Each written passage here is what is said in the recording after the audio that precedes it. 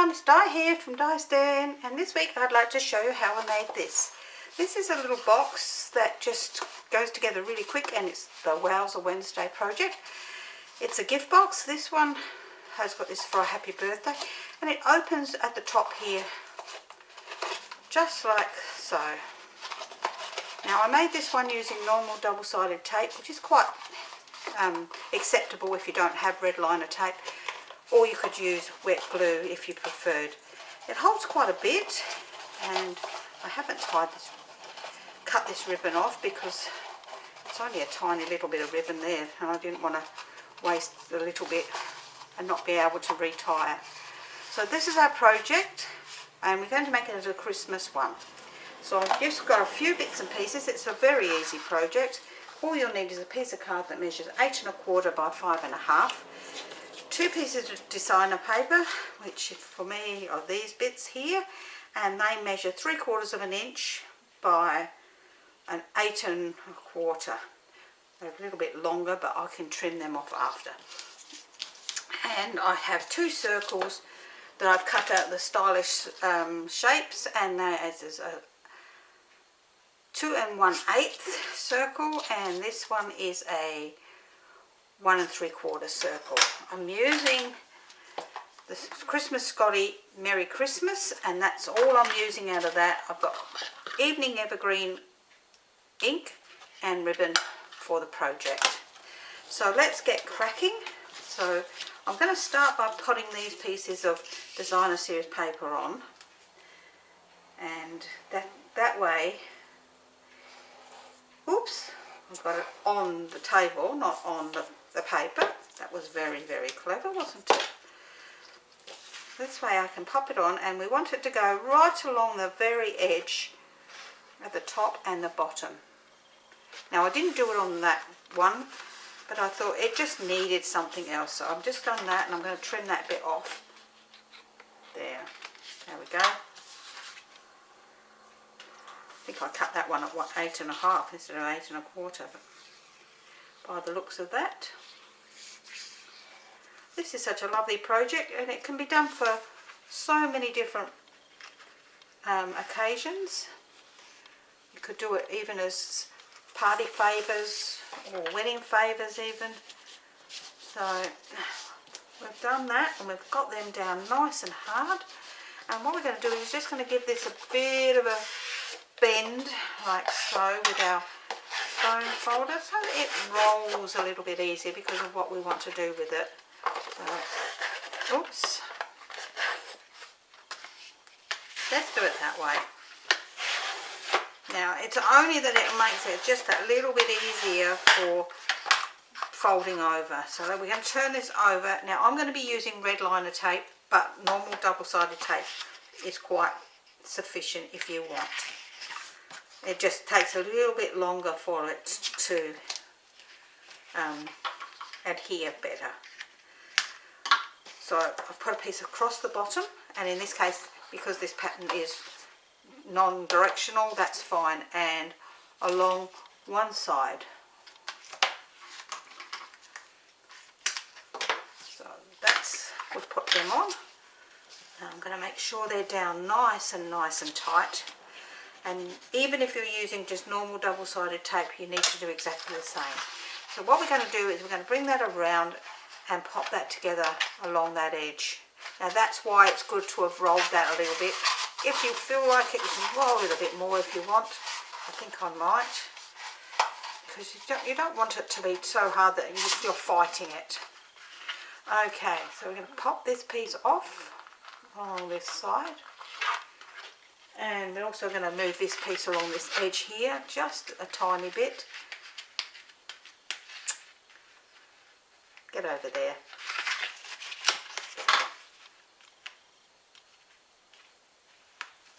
Oh my goodness, I can't even lift it up.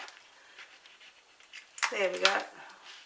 So I've just done that like that, just so that when I roll this around on top of here, I can make sure that it is gluing in place, top and bottom, and making it nice and even right along that middle section there.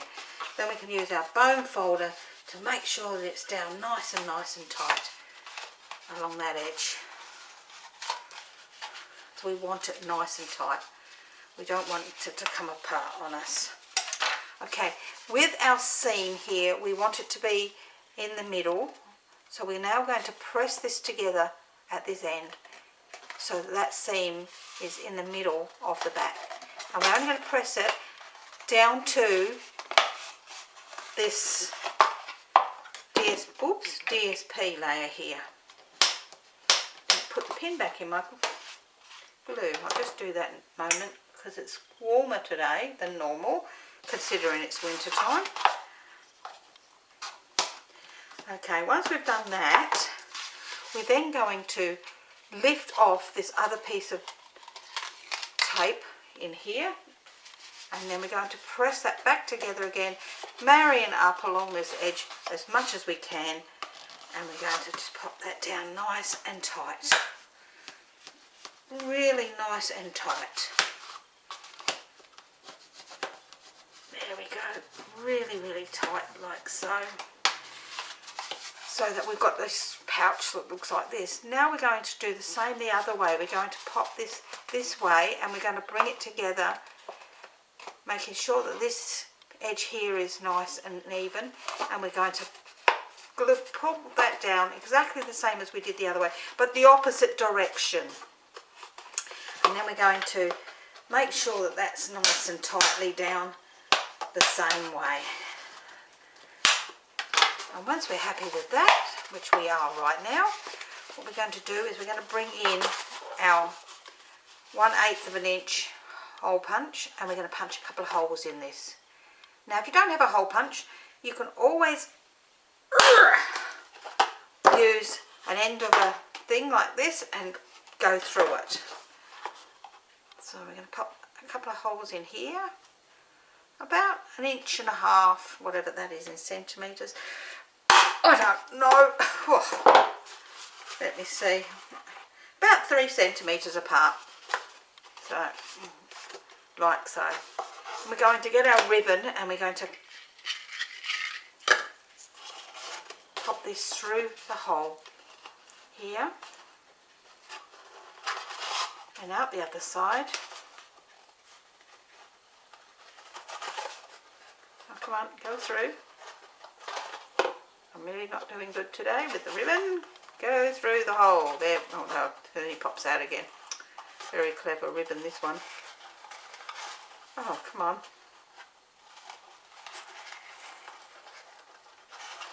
There we go. And then we can, I think that's probably enough ribbon, don't you? I think it might be a little bit too much. About that much ribbon. We can then tie this off into a nice bow.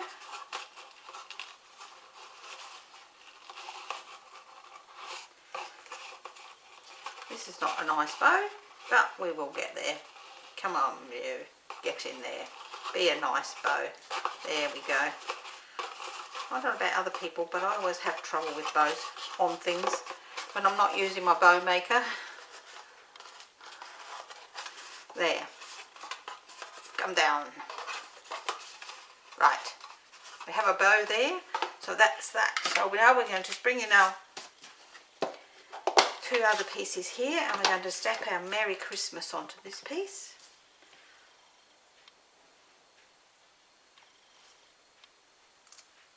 There we go. How gorgeous is that? And I didn't bring any gems over, so we're not going to put any gems on it today. But you could put a couple of gems on it if you really wanted to. Oops.